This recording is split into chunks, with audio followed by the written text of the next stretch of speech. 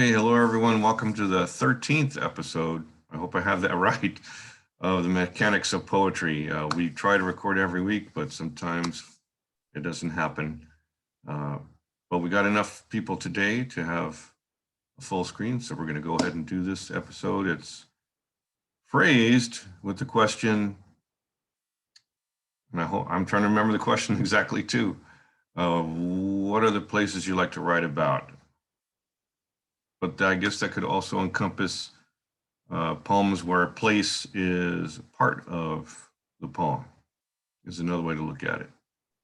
And for me in particular, I'm going to lead off because there's this one place that is kind of far away that I go to. I try to go there as often as I can, but it's been a while.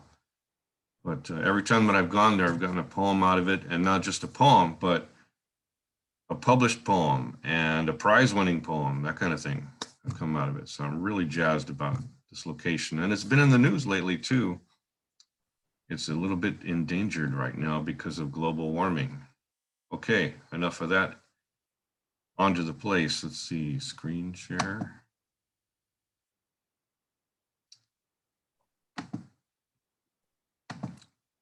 Ta-da, there's the place, Joshua Tree. You might have heard of Joshua Tree National Monument. And this was from my visit in 2009. And it's called Joshua Tree Service. And it's got a little epigraph here. It's impossible to write poetry in front of the TV.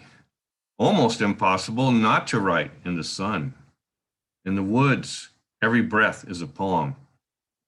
The words form in the sunbeams to those who look for them. That might even be better than the poem. So here's the poem.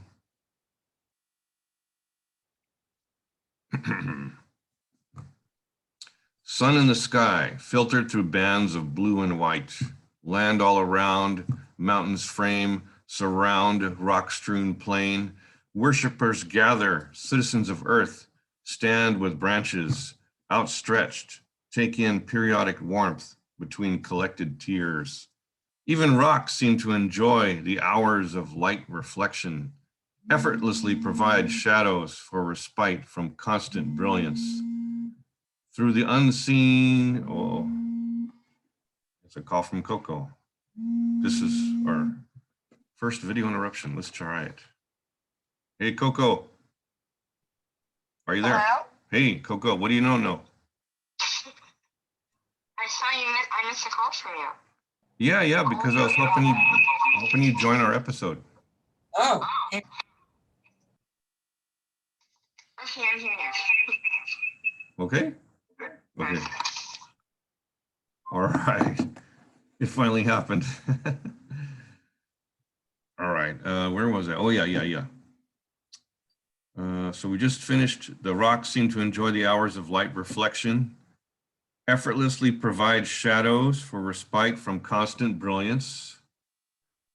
Through the unseen companion who fills space around us, we grow up and die, reseed the soil, keep the ceremony going. Okay. So I got so jazzed. I got a good poem out of that place. I had to go back. This poem, I think, is this the one that won the prize? I usually make a note on the file. Let's see. How do I do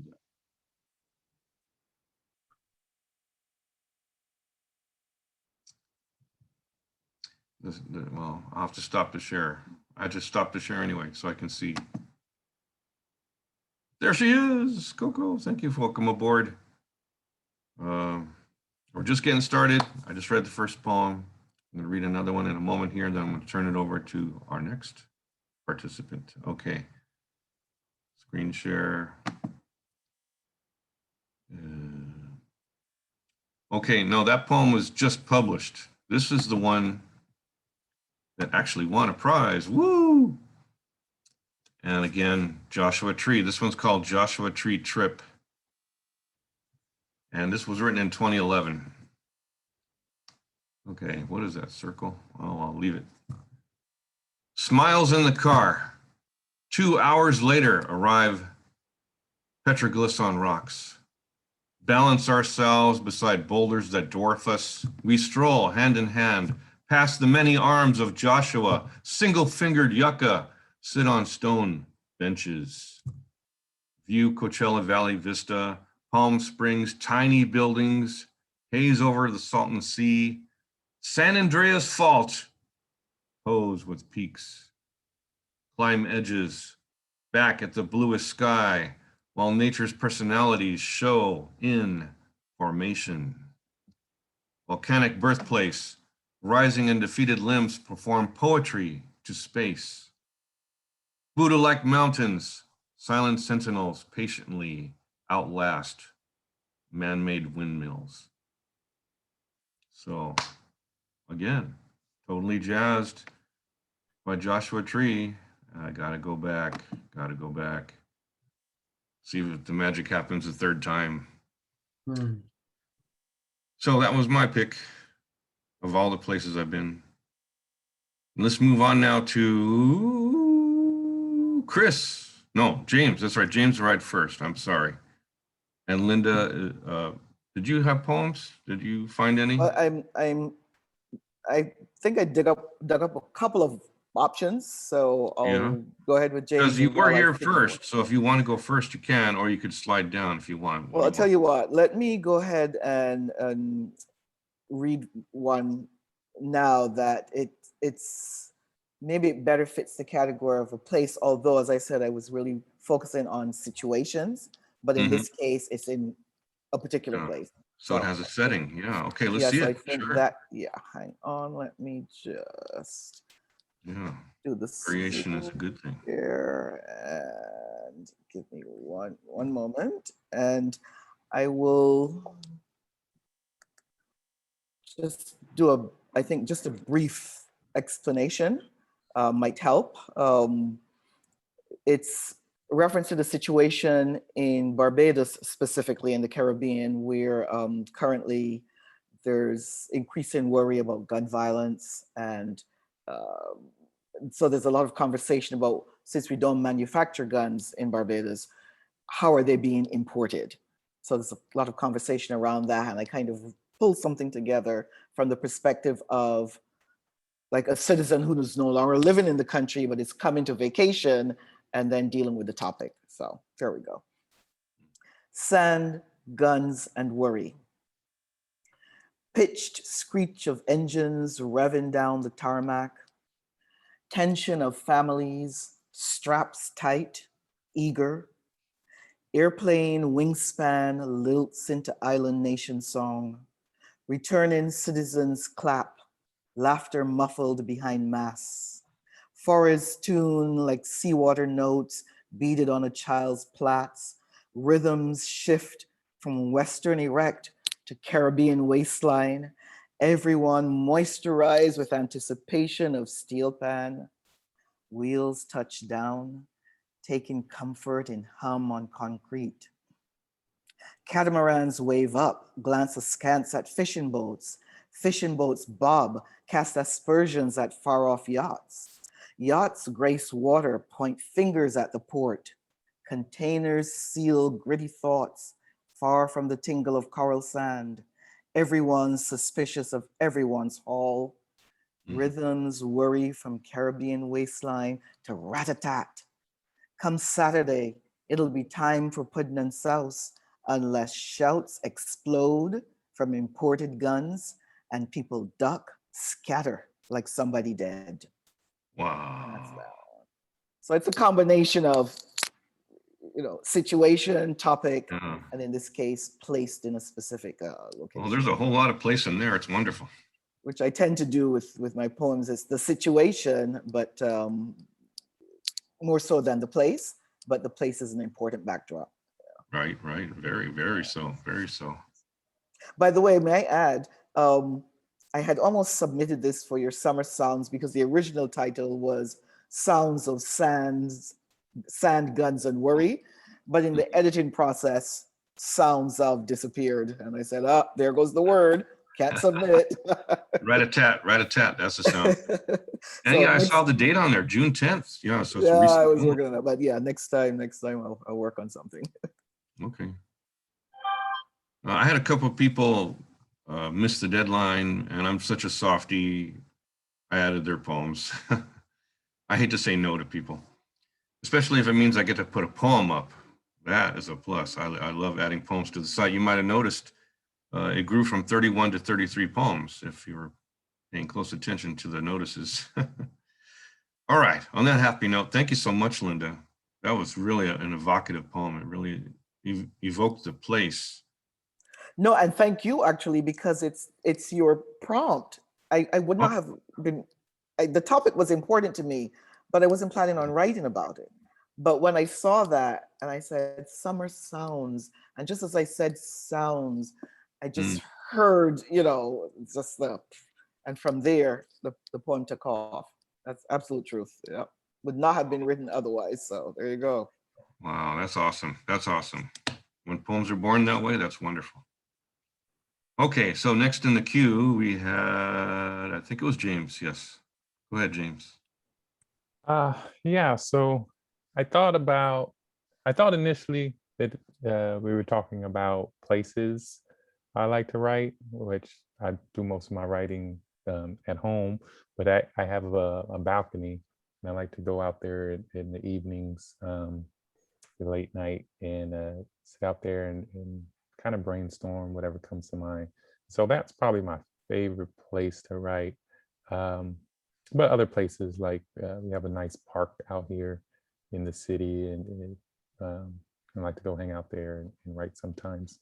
Um, when I realized it was about um, writing about specific places, at first I thought, like, I don't know if I write about specific places. I know I write a lot about experiences.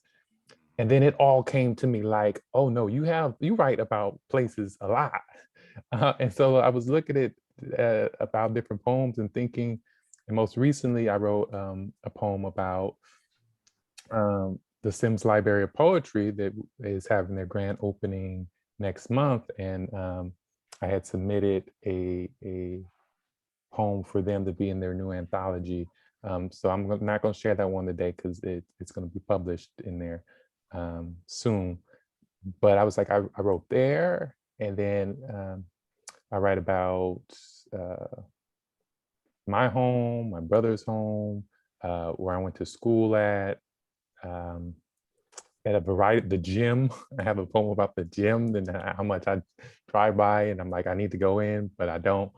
And so, yeah, I realized like there is a lot of places I write about. So one of the poems I wanted to share with y'all today is about a place in Pomona called Cafe con Libros. And I wrote a poem about that maybe 2 years ago. Yeah, can you see that okay?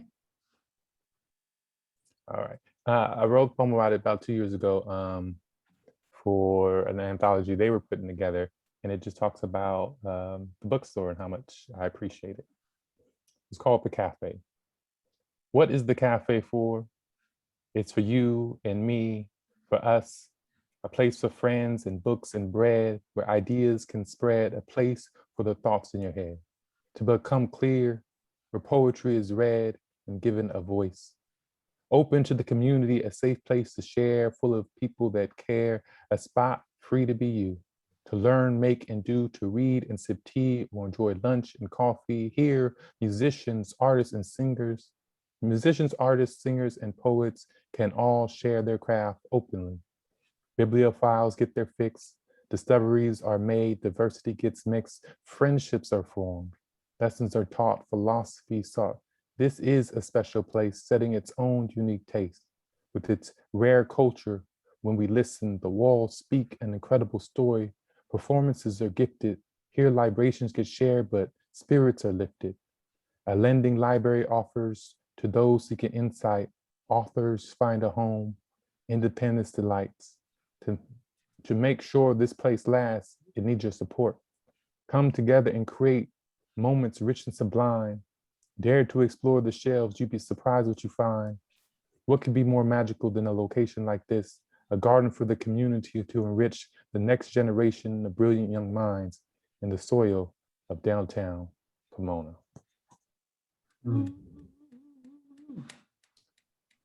So I really have a lot of love for the bookstore. They are open, and I look forward to being back in there and doing open mics again. Homage to a place. Wonderful. Yeah, and so there was another one I want to share, and I didn't realize, like, in my mind I was thinking about a specific venue, but as I was writing it, I wrote it kind of like in general, of the feeling of being kind of in those kind of spaces, and so I'm gonna pull that one up. Here we go to another place. Okay.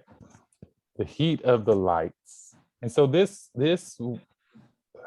in my mind, I was imagining being on stage in downtown Riverside at Floasis open mic, and is down in the basement of a coffee shop, and they have like a little stage, and the lights are always like on, and then the crowd's kind of dark, and it's very like jazzy feel to it. And so I wrote about how much I miss being able to visit there and share my poetry during the pandemic. Here goes. The heat of the lights. These days, the stage feels foreign, the collective breath of the crowd missing from the all but empty rooms. Now they are soundless squares, muted mosaics issuing silent snaps, fingers waving like butterfly wings that never seem to land the way a clap does. Something is better than nothing, I guess, but I want to hold the mic in my palms again. The heat of the light shining on me, eyes waiting on words to move through viewers like air through a room.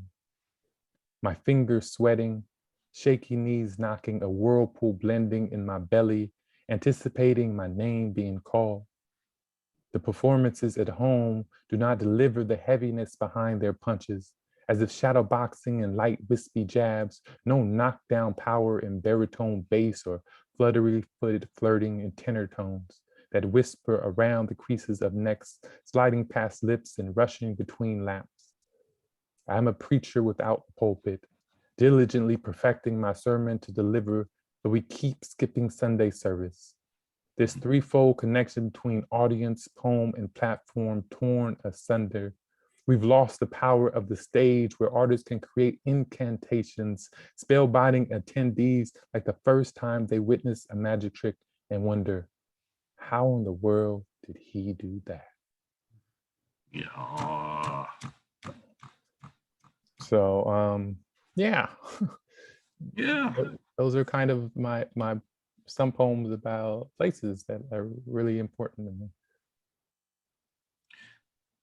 Wonderful, wonderful. It seems that when you're writing about a place, atmosphere is what it's all about, right? Yeah, it's the poetry of it. Yeah, oh, even if it's a dangerous situation. Yeah. Don, All would you mind right. if I ask a question or? Oh, go ahead. Go ahead. Yeah, so I'm wondering, and I'm putting it to James, but to anyone really, do you find that in situations where you're writing about places, do you have a particular place where maybe you found that you thought it would be one poem and done, as they say, and maybe you ended up with 3 or 4, just as you mentioned Joshua Tree, Dawn? I'm just wondering if for the rest of you, if you find that that's been a case where something hasn't let go of you or a place hasn't let go of you yet, and there's several poems either written or to be written before you find you'll be able to move on. Just curious. Yeah, I definitely do. There's so many stories for me in my childhood in regards to LA. There's so many different kinds of LAs depending on where you're at in your experience. And so, I've talked about being, in South Central and walking to different schools and different shops, stuff like that. But also I've written about like Hollywood and Santa Monica, the beach, those type of things. And so definitely that's a place that keeps popping up for me. And then I think the other place is, you can see in the background, Belize. So I've written a lot about that. My first visit there, the origin with my mom being born over there, and how that culture has impacted me and affected me, and it's part of my legacy. And so I definitely keep coming back to writing, poems like that, because I feel like it's part of my story. Excellent answer. I guess I would say Monterey Park. That's where I grew up. So I have poems about Monterey Park. Not my favorite place to write about. I mean, for me, Joshua Tree is mystical. That's what I love about it.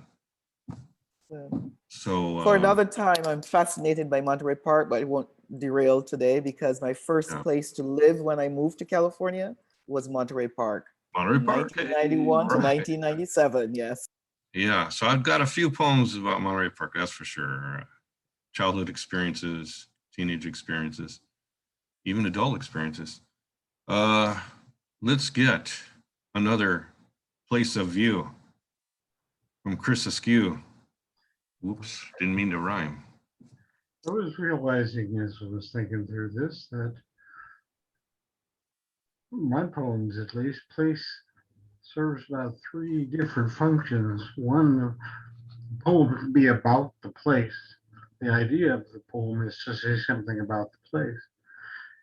The second thing that I use most of all is where the place is background to the thought or the action of the poem, but it needs to be described enough to give the reader a sense of why we're talking about this in this setting. And then there's also one where I don't need to describe the place necessarily, but I'm using the reader's associations with the place to get a point across. I've written half a dozen poems about Oz, as in the Wizard of, for example. I don't have to describe it a lot because you either know it or you don't. And some 85% of the public has actually seen the movie at least once. So I'm in pretty good shape there. That's brilliant, an imaginary place. Yeah, it's definitely a place, and it has some characteristics, both of the way the place looks, but also the kinds of things that take place there, so that I can call on them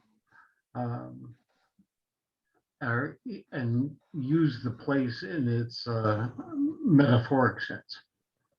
I want to share. You have one of those poems? I'm sorry?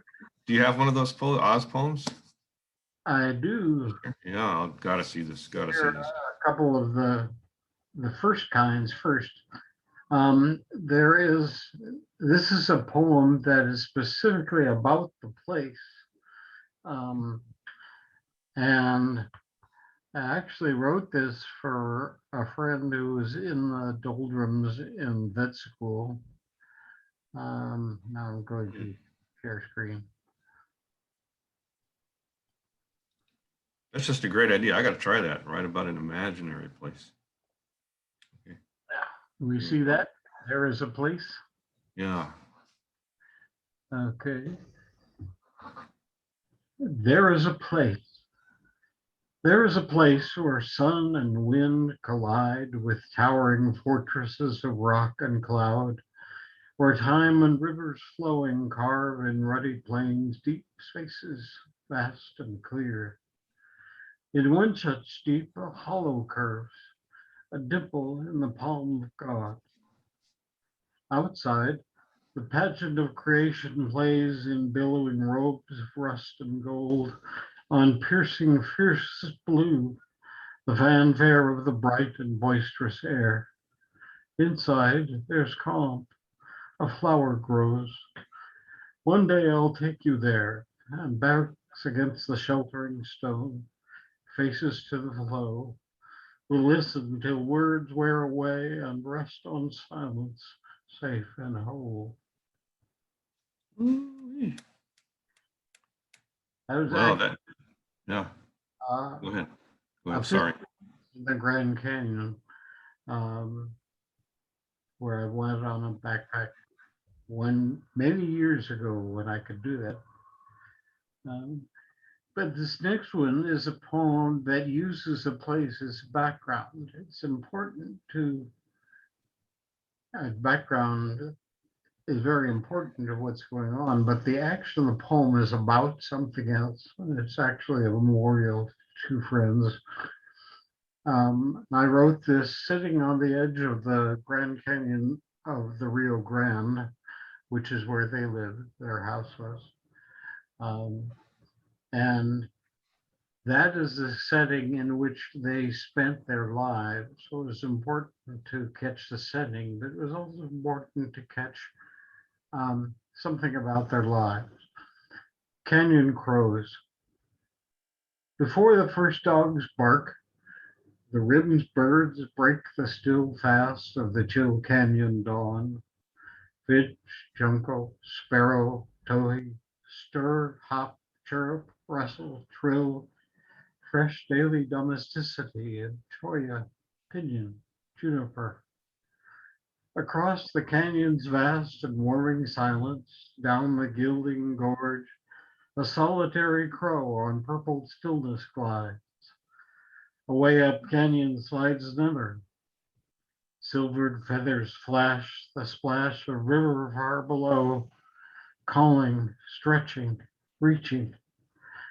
They meet to wheel, to twine as one on upshot air, whirling, soaring, wing to wing in close formation for a time, then spiraling, weaving, climbing, falling, chasing sun-tide down deep craggy walls, twist, turn, rise again to shoot the rimless heights and chant the meadows for the morning.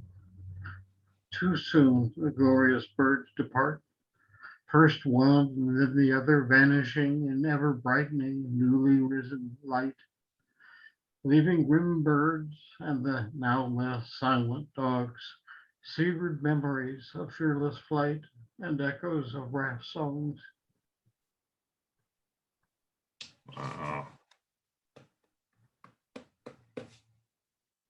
I think you might have a third one. Why, yes. All right. This was going to be the last one, but I'll find an Oz one for you. This is where, not really wrote it because of a place I liked, but a place that I didn't. And my friend was calling me on. A hope of irony. You say you are not boring, yet you would have me walk with you down buttonholes of block and glass, phosphorescent cubicles, bodies bent to nameless tasks, galley slaves to the ebb and flow of an irresistible paper tide. Sundays floating hour by hour on rivers of inchoate sound, flowing from that glowing screen, shifting shapes run senseless round, melding motion, meaning mind into a mere dreary mire. Ennui is fatal to relationship. Free me to flee your measured murk and seek the vibrant jungles of illimitable life until you exercise your inner suit and tie. Yeah. And that's not so much about a place, but well, yeah, it's more so than some, I suppose, than a place that I now tend to avoid. Let's find you one on. Truly the poet's spirit. Anti-tie, yeah, for most poets, yeah. Yeah. Yeah, so it's situation and setting. They seem to go together. Right. Oh, Yeah. An Oz thank you, one. Chris. Yeah. Did you want to say anything else? So we're going to move on here to our final contestant today in the mechanics of poetry. Okay. Here's Yeah. one from Oz. Trouble in Oz, the cowardly lion. Majestic strides down forest halls, dread footfalls on the carpet of dark leaves. Yeah, we got no share on this one though. Huh? We can't see the poem. Oops. Yeah, I don't know what happened. Sometimes you have to take down the share to get up a new share. Yeah, From a different page. Yeah, because you can only display one page at a time. So go ahead and try to bring up, take down this page and bring up the other page if you have that last poem. Okay, I'll take this one down. This has happened before, so that's why I'm familiar with this problem. Yes, it's actually happened to me before. I just don't remember that I do that.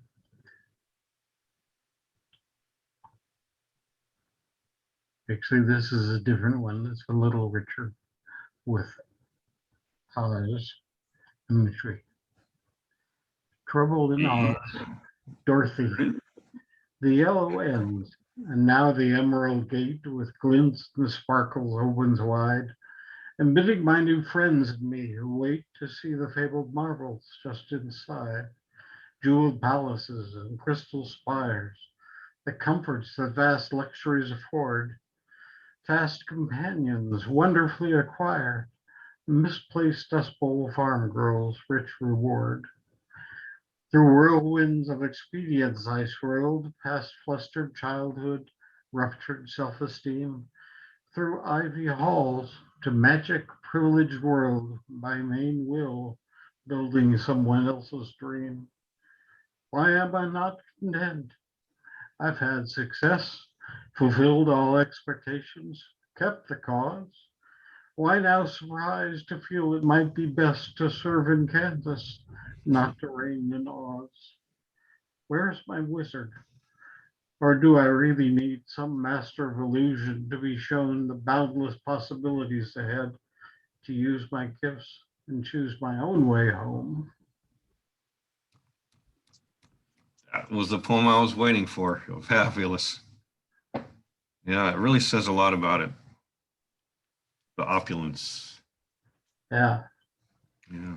And definitely, I'm using a place that doesn't exist to let people know something about the way who this girl is and the way she's thinking. Yeah, it's like I was using the movie in my head, right? The visuals of the movie in my head, the Emerald City.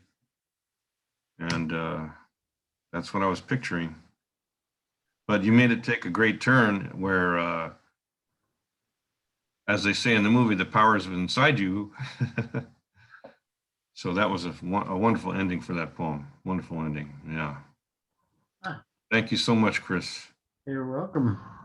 Yeah, I'm going to steamroll ahead into the land of cocoa. Any place you know? Most of the place that I write about is inside my head. Oh, that's a place, yeah. But ordinarily, the place poems that I have that I was looking through, in comparison to what you guys have done, there was the one that John published that he really liked, that I was surprised that he liked him and my English professor liked, A Little House on Kessler Street, right? So is that the one you were thinking of for today? The last poem I wrote for Summer Sounds was 4-track Memories of Summer, where I take you to places, like through my memories. Yeah. So which one would you prefer, John? Hey, both of them. Come on. That's an easy question to answer. Yeah. All right, let's do Little House on Kessler Street. If we go about 10 more minutes to the end of this episode. We'll have a good full-length episode. So take it away. Sweet. Yeah, I was going to ask how we were for time. That's why I wanted to know which one you wanted. Okay, so here is Little House on Kessler Street. And this is the history of a place. So it's the history of Children's Hospital, which is very near and dear to me since they are who saved my life as a child. It might be a wee bit small for our viewers, though. Can you put it one page at a time? Oh, yeah, sure. Absolutely. Is that Yeah. better? There you go. Okay. The Little House on Kessler Street. The king's daughter thought it trite to announce one spring night a new hope for the ailing young. On horseback in twilight, Dr. Willis would vow to make right the heinous angst of flight. No fool's jest would there be, nay, not for the little house on Kessler Street. How fitting it be that President Teddy Bear is with me to pacify, comfort, and heal the aches, pains, fear, sorrow. For now, here with Teddy, we know it will be a brighter tomorrow. Still, for others like Teddy and me, there really should be a place for surgery other than in a pantry. Surgeries aplenty, served fresh on the feasted table, that could make a living a little more able. Alas, dear sweet Teddy, it's time to get ready, for I overheard the nurses in the hall. On Sunset and Vermont, they say, will be our new place to play. There will be plenty of Jell-O for all. From 14 patients in this humble home to more than 400,000 will come visit and roam. From a few nurses and one doctor to more than 5,200 creating surgical art. Take heed and prepare for the 500 plus rooms, each with a lengthy doll and a teddy bear, a rainbow of balloons. Rooms there will be to spare, rooms we'll still need to share, for there will be many more in need. New wings will expand as children hold out their hand in search for an improbable cure. Today is the day President Woodrow Wilson will pay a tribute to our new home. He shall officiate from his desk with a telegraph, they say, pushing a button to open the doors. Oh, what a sight! Our new home filled with light. Bells ring and sing through the walls.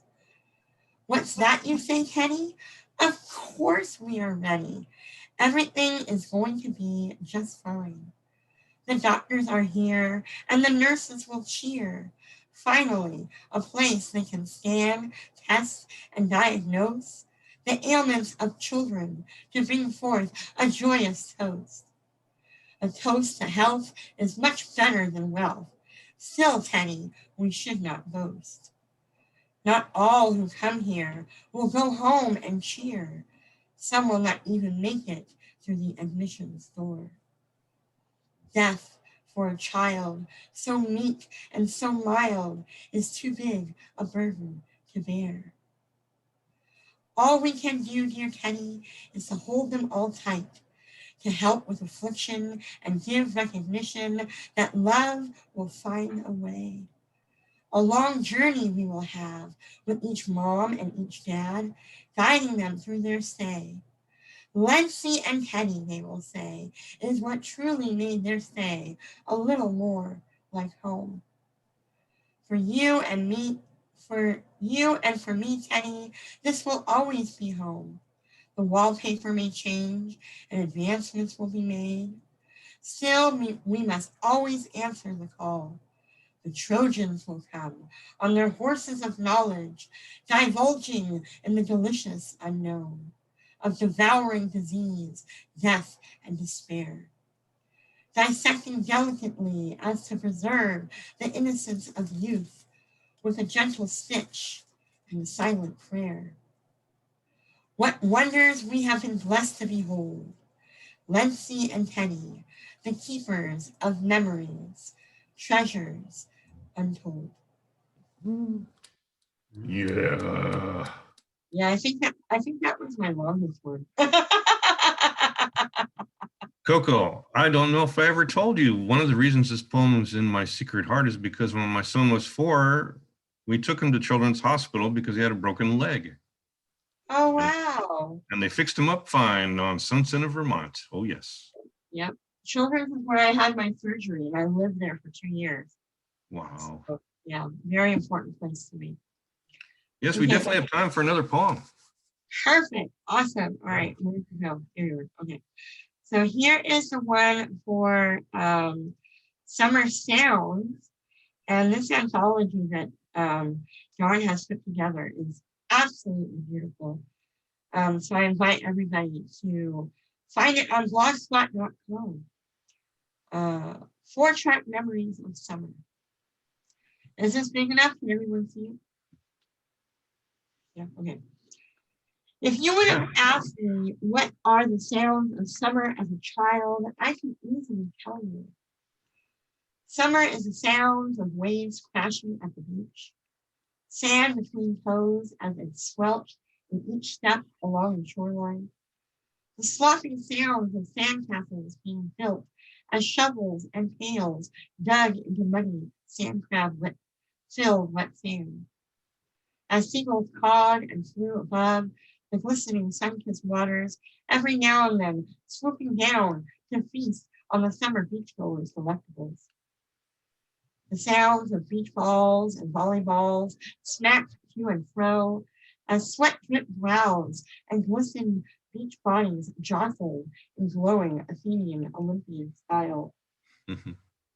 In adolescence, summer sounded like splashing water and children laughing as water sprinkles droplets of fun-filled memories on their skin.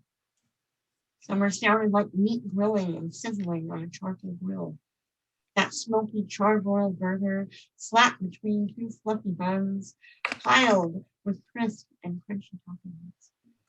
As feet slapped the pavement, circling the outside of the pool to climb the ping-pong ball long diving board.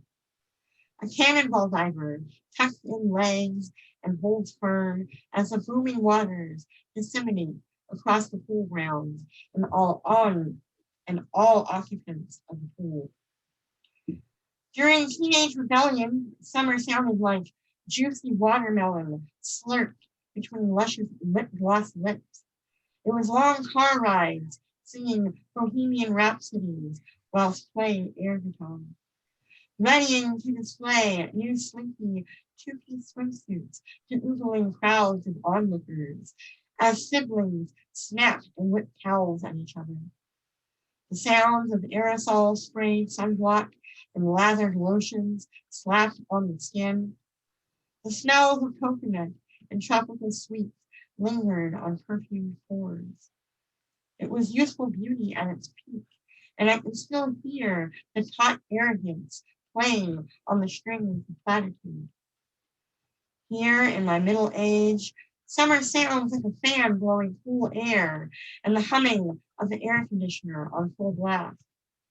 The sounds of the front room door opening and closing as my children turn into mermen, swimming like fish in the community pool in front of my door. The sloshings of wet clothes and dripping water drops that fall under carpeted feet.